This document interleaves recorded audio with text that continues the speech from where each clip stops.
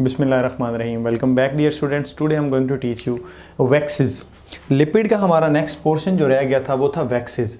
Waxes actually क्या हैं dear students? ये लिपिड डेरिवेटिव्स होते हैं जिसमें जो फैटी एसिड है वो कौन से यूज़ किए होते हैं, वो 25 से लेकर 35 तक। मतलब आप कह सकते हैं लॉन्ग चेन फैटी एसिड हैं with odd number of carbon यानी कि इनके अंदर क्या होंगी? ऑड नंबर होंगी। अब वैक्सेस जो हैं इनको आम ज़बान में हम मोम भी बोलते हैं, यानी कि उर्दू के अंदर अगर इनका तर्जमा किया जाए तो ये मोम होते हैं। तो वैक्सेस जो हैं बेसिकली इनका काम क्या होता है? इनका काम होता है प्रोटेक्शन किस चीज़ से? एक तो ये प्रोटेक्ट करती हैं एब्रेसिव डैमेज से, मतलब एक तो ये किससे करेंगी? डैमेज से करेंगी। जो भी फ्रूट होते हैं या लीफ होते हैं या यंग प्लांट्स होते हैं उनके जो लीव्स या स्टेम होती है उसके ऊपर जो है वो वैक्स की लेयर होती है, उससे वो क्या करते हैं? एब्रेसिव डैमेज से बचाते हैं। दूसरा ये क्या करते हैं? वाटर बैरियर के तौर पर काम करते हैं। ये इनका मेन फंक्शन है। वाटर बैरियर के तौर पर काम करेंगे तो फॉर एग्जांपल आपके पास देखें, ये कॉकरोच है या कोई भी इंसेक्ट है, इनके ऊपर एक थिक वैक्सी क्यूटिकल होती है। थिक वैक्सी क्यूटिकल तो ये देख लें, आपने सेकेंड ईयर के अंदर पढ़ना है, तो ये वो किससे मिलकर बनी होती है? वैक्स से मिलकर बनी होती है। इनका एक्सपोजर चूंकि जो है वो वाटर के साथ इतना ज़्यादा नहीं होता, तो इन्होंने वाटर को मेंटेन करना होता है, तो ये वाटर के बैरियर के तौर पर काम करती है। ना ये बाहर से अंदर वाटर को आने देती है और ना ही अंदर से बाहर वाटर को जाने देती है। अब डियर स्टूडेंट्स, आपने देखा होगा कि समटाइम आप कॉकरोच को देखते हैं, वो पानी के अंदर बिल्कुल अंदर से अगर बाहर निकले फिर भी उसकी स्किन जो होती है ना, वो ऐसे लगता है जैसे खुश्क होती है ऊपर से, या ऑयली होती है। वो किसकी वजह से होती है? वैक्स की वजह से होती है। इसी तरह से ये लीफ है या फिर आपके पास जो है कोई भी फ्रूट है, फ्रूट और लीफ के ऊपर इसकी बारीक तह होती है, ये क्या करती है? उसको वाटर बैरियर के तौर पर काम करती है। फ्रूट को डिहाइड्रेशन से बचाती है। इसी तरह से वाटर का जो लॉस है लीफ के थ्रू, उससे भी क्या करती है? बचाती है। तो जो ज़्यादातर ज़ीरोफिटिक प्लांट होते हैं, ऐसे प्लांट्स जो कि खुश्की के इलाकों में रह रहे होते हैं, उस पर थिक वैक्सी क्यूटिकल बनाई जाती है ताकि वाटर का लॉस जो होता है वो आपके पास कम से कम हो। तो वैक्सीज की एक और एग्जांपल आपके पास है, वो है शहद का छत्ता, हनी कॉम्ब, वो भी एग्जांपल है आपके पास। फिर हमारे पास आते हैं नेक्स्ट क्लास लिपिड की, वो है फॉस्फोलिपिड। इंतहाई इंपॉर्टेंट फॉस्फोलिपिड्स। अब लिपिड का अगर मैं ट्राइग्लिसराइड का स्ट्रक्चर बनाऊं तो देखिएगा, आपने पढ़ा था R1 C double bond O CH2 CHO C double bond O and आपके पास क्या आता है डियर स्टूडेंट्स? R3, और इसी तरह से आपके पास क्या आता है? CH2O। आगे यहाँ पर क्या लगा होता है? फॉस्फेट ग्रुप लगा हुआ होता है। अब ये जो फॉस्फेट ग्रुप है ये एक्चुअली फॉस्फोरिक एसिड होता है। कैसे? इसने ये एस्टर बनाया हुआ और ये इसके साथ क्या है? डबल बॉन्ड ऑक्सीजन, ये इसके साथ OH ग्रुप और ये भी इसके साथ क्या होता है? OH ग्रुप होता है। तो ये देखें, तीसरा जो फैटी एसिड है उसको रिमूव करके फॉस्फोरिक एसिड आ जाता है, फॉस्फोरिक एसिड फैटी एसिड की जगह पर। अब ये जो स्पेसिफाइड स्ट्रक्चर है ये क्या कहलाता है? फॉस्फेटिडिक एसिड कहलाता है। क्या कहलाता है? Phosphatidic acid. अब ये जो फॉस्फेटिडिक एसिड है ये आपने पढ़ा था, इसका कुछ स्ट्रक्चर यूं होता है, इसका एक पोलर एंड होगा जो किसकी वजह से है? फास्फोरस की वजह से है, क्योंकि फास्फोरस क्या करता है? हाइड्रोजन रिमूव कर देता है, और यहाँ पर इस पर कौन सा चार्ज आता है? नेगेटिव, और इधर कौन सा आ जाता है? Partial positive. तो ये इसका कौन सा एंड होगा? पोलर एंड, यानी कि फॉस्फेट। और ये इसके पास क्या होती है?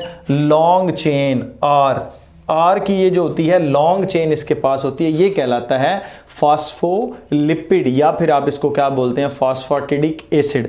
अब ये जो फॉस्फोलिपिड्स है या फॉस्फेटिडिक एसिड है, अब देखिए इसने क्या किया हुआ है, एक तरफ ये आपके पास लॉन्ग चेन आर है और इधर इसने क्या किया हुआ है? फॉस्फेट ग्रुप ऐड किया हुआ है। तो ये इसका स्ट्रक्चर बना है। ये आपने कहाँ पर पढ़ा था? हम पढ़ते हैं कि ये किसके अंदर होता है? मेनली सेल मेम्ब्रेन के अंदर। हमने इससे प्रीवियस जो क्लास उसमें पढ़ा था कि ये हिस्सा किसका होता है, सेल मेम्ब्रेन का। ये इसका कौन सा है, पोलर एंड होता है, इसको हेड भी बोलते हैं, और ये इसकी टेल होती है जो कि क्या होती है, नॉन पोलर होती है। और दूसरे लफ्ज़ों में हम इसको बोलते हैं this is the hydrophilic portion, water loving portion, और ये आपके पास कौन सा होता है, हाइड्रोफोबिक पोर्शन, हाइड्रोफोबिक होता है ये। और ऊपर वाला कौन सा होता है, हाइड्रोफिलिक होता है। अब इसके साथ साथ एक हमारी बुक में और एग्जांपल दी हुई है, दैट इज़ द फॉस्फेटिडिलकोलिन। अगर इस फॉस्फेट ग्रुप के साथ, यानी कि इस लास्ट वाली जगह पे फॉस्फेटिडिलकोलिन, फॉस्फेट ग्रुप के साथ नाइट्रोजनस बेस लग जाए, कोलिन उसका नाम है, नाइट्रोजनस बेस क्या होगी, कोलिन, अगर वो चीज़ लग जाए तो डियर स्टूडेंट्स फिर क्या होता है, फिर आपके पास बनता है फॉस्फेटिडिलकोलिन। कैसे बनेगा, देखें, ये आपके पास क्या है, CH2, ये ग्लिसरॉल का था, ये एस्टर बॉन्ड, ये C डबल बॉन्ड O, ये R1, इसी तरह से single bond, double bond O, ये आपके पास R2, इसी तरह से यहाँ पर अब क्या होगा, एस्टर होगा, ये फॉस्फेट है, double bond O, phosphate O, यहाँ पर क्या होगा, CH2, नेक्स्ट आपके पास ये किसके साथ लिंक होगा, मैं यहाँ पे रेड के साथ नाइट्रोजन को शो करता हूँ, और ब्लू के साथ, 3 इसके साथ मिथाइल ग्रुप प्रेजेंट होते हैं, CH3 और CH3। अब ज़रा यहाँ पर देखें तो आपको ये जो नाइट्रोजन है इसके 4 बॉन्ड नज़र आएंगे। तो जब भी आपकी कोई भी एटम हो, उसकी वैलेंसी अगर सेटिस्फाई ना हो, एक बॉन्ड ज़्यादा हो, तो उस पर कौन सा चार्ज आता है, पॉजिटिव चार्ज आता है। और ये जो फास्फेट है आपके पास या फास्फोरस है, इस पर कौन सा चार्ज होता है, नेगेटिव, क्योंकि इसके साथ ये जो OH ग्रुप होता है, मैंने ऑलरेडी बताया, ये क्या कर देता है, यहाँ पर जो है वो रिमूव हो जाता है। तो ये जो चीज़ आपके पास बनती है, ये चीज़ क्या कहलाती है, दिस इज़ कॉल्ड फॉस्फेटिडिलकोलिन, क्योंकि ये जो है ये एक नाइट्रोजनस बेस है जिसको हम क्या बोलते हैं, कोलिन बोलते हैं। और ये जो था वो फॉस्फेटिडिक एसिड था। ये कौन सा एसिड था, फॉस्फेटिडिक एसिड था। जब ये दोनों आपस में मिलेंगे तो ये क्या बनाएंगे, फॉस्फेटिडिलकोलिन बनाएंगे।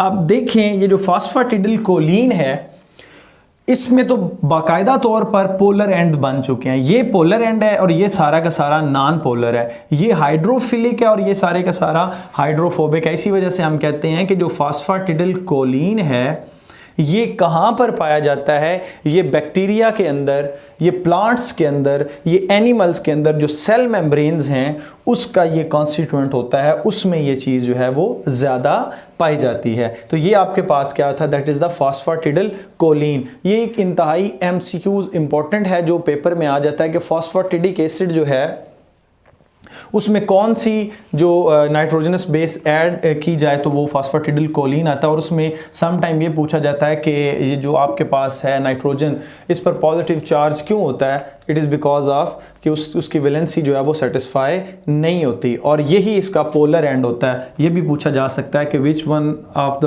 Polar end of the phosphatidylcholine, that is the phosphoric end as well as nitrogen end, यानी कि फॉस्फेट वाला या फॉस्फोरस वाला जो होगा वो पोलर एंड होगा और बाकी सारे का सारा नॉन पोलर, या आप इसको क्या बोलते हैं, ये वाला long chain fatty acid hydrophobic and होगा, और ये आपके पास कौन सा वाला होगा, हाइड्रोफिलिक एंड होगा। अब ये जो फॉस्फेटिडिलकोलिन है, फॉस्फेटिडिलकोलिन, इससे एक बहुत अहम क्वेश्चन अराइज होता है कि ये किस चीज़ की सिंथेसिस में हेल्प करता है। ये एक न्यूरोट्रांसमीटर है, न्यूरोट्रांसमीटर जो ब्रेन के अंदर पाया जाता है, जो मैसेज को एक जगह से दूसरी जगह ले जाने में हेल्प करता है न्यूरॉन्स के अंदर, और उसका नाम क्या है, एसिटाइल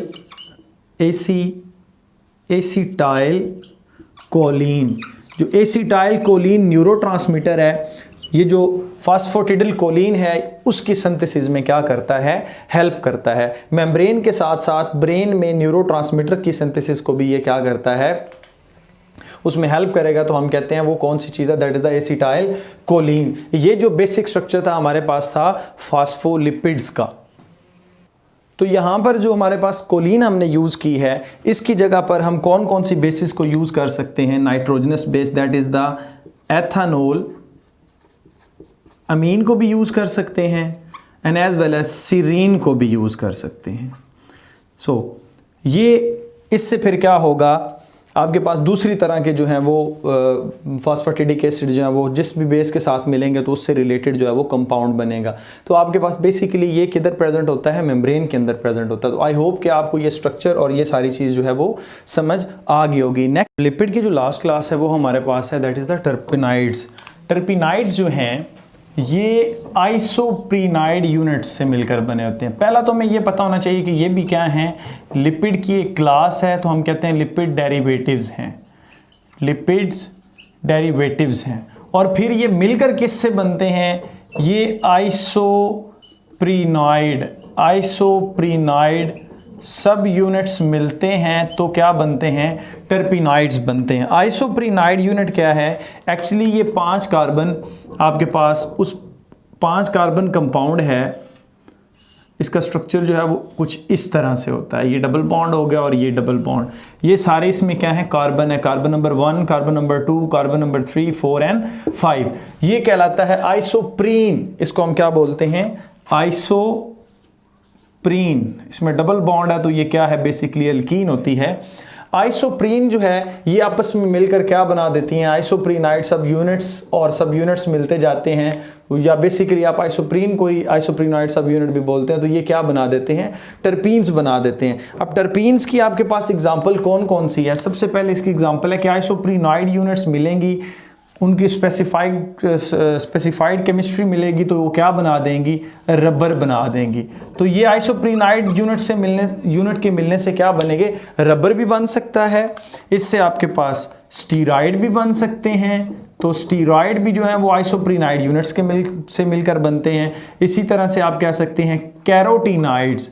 अब कैरोटीनाइड्स क्या हैं, ये हम इंशाल्लाह 11 चैप्टर के अंदर पढ़ेंगे, या मैंने इसके लेक्चर जो है वो दे दिए। कैरोटीनाइड एक्चुअली क्या है, कैरेट के अंदर पाया जाता है। ये लाइट एब्जॉर्बिंग पिगमेंट भी है और एज वेल एज रिडोप्सिन के जो है उसमें कन्वर्ट हो जाता है विटामिन ए के अंदर, तो आपकी आई साइट को भी जो है वो प्रोटेक्ट करता है हाई इंटेंसिटी से। तो इससे जो चीज़ है वो कैरोटीनाइड्स भी बन सकते हैं, स्टीरॉयड भी बन सकते हैं।